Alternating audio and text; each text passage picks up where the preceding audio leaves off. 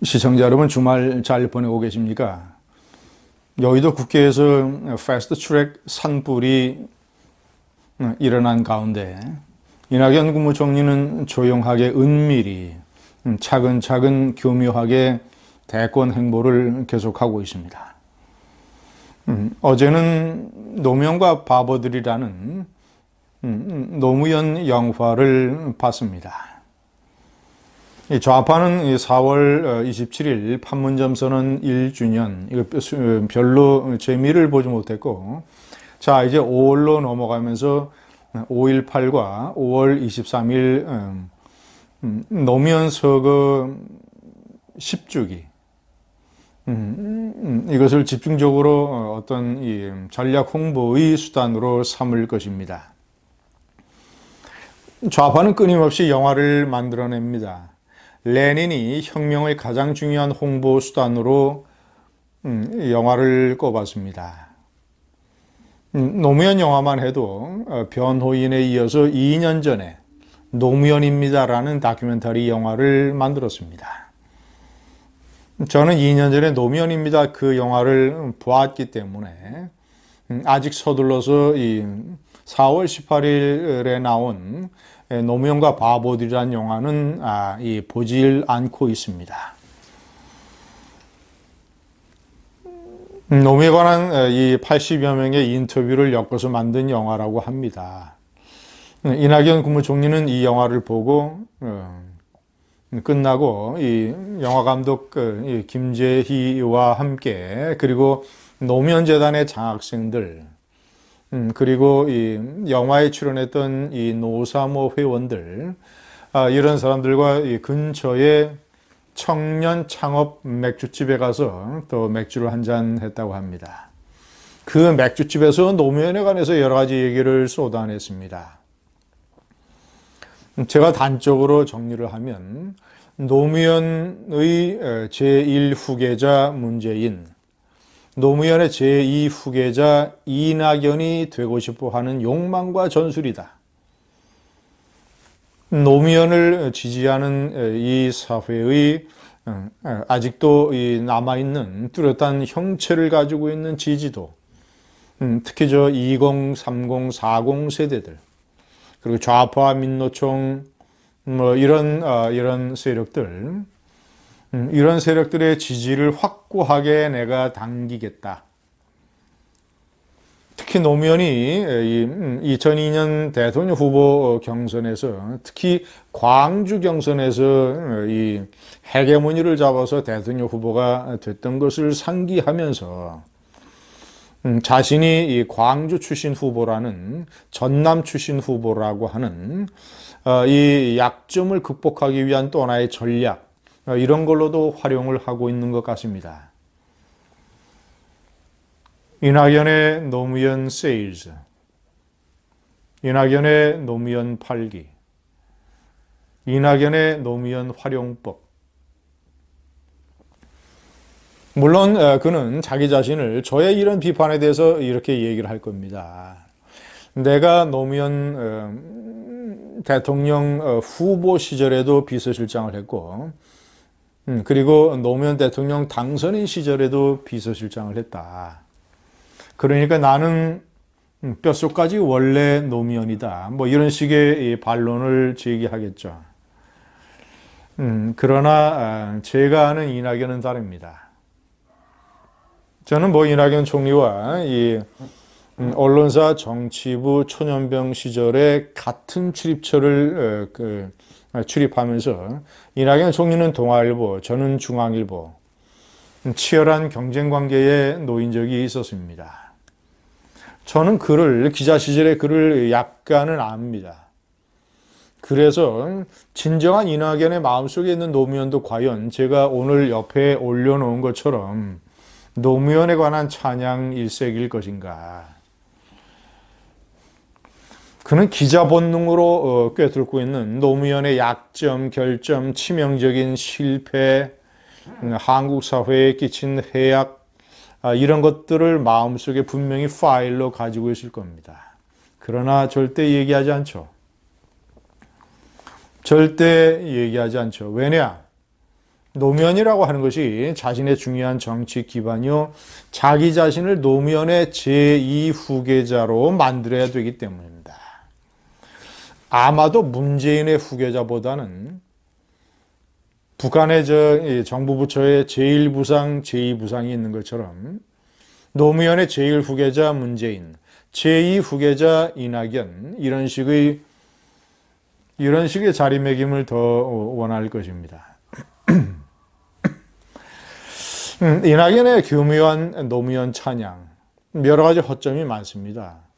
제가 일관되게 노무현의 실패한 정치를 비판을 하는 그런 요소들, 그런 원인들, 그런 결과들, 제가 20개도 뽑을 수 있지만, 이낙연 총리의 말을 중심으로 해서 제가 왼쪽에 일단 6가지만 올려놨습니다. 1번, 그를 통해서 정치의 본질을 깨달았다. 노무현이 대통령 후보가 되기 전에 최고위원 시절에 광주에서 한 연설을 거론을 하면서 노무현이 이렇게 얘기를 했다고 합니다. 경상도 출신인 내가 왜 김대중을 지지하겠는가? 그가 바른 길을 가기 때문이다. 광주 사람들도 나를 통해서 광주에 길을 하나 닦거나 이런 다리를 놓거나 이런 거를 원하는 건 아니지 않느냐. 노무현이 나를 통해서 일종의 대의를 원하는 것 아니냐. 이런 식의 연설을 했다는 것입니다. 그러나 시청자 여러분, 이른바 지역주의를 극복했다, 이런 식으로 거론이 되는 노무현의 찬양. 예?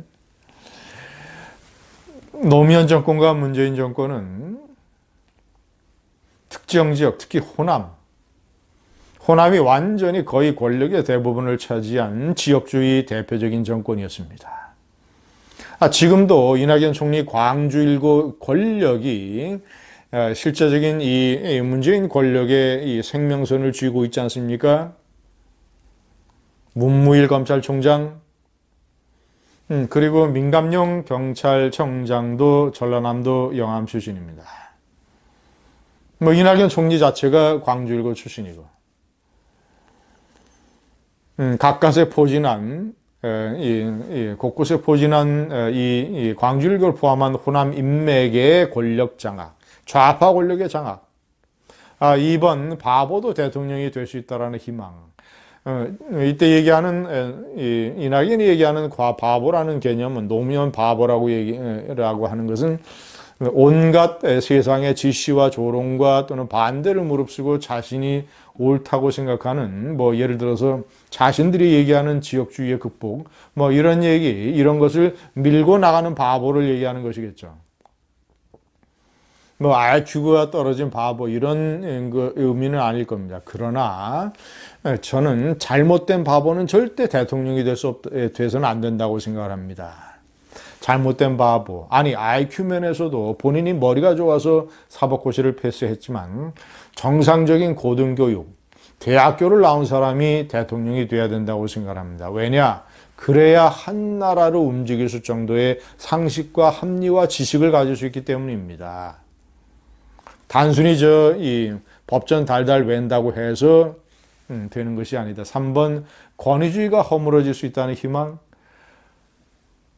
권위주의를 타파했는지는 모르겠지만 노무현은 권위주의와 함께 대통령의 권위, 이 나라 국가 지도자의 권위를 시궁창에 내던져버렸습니다.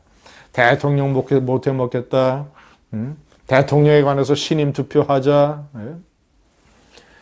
권위를 내팽겨친 노무현. 4번, by the people.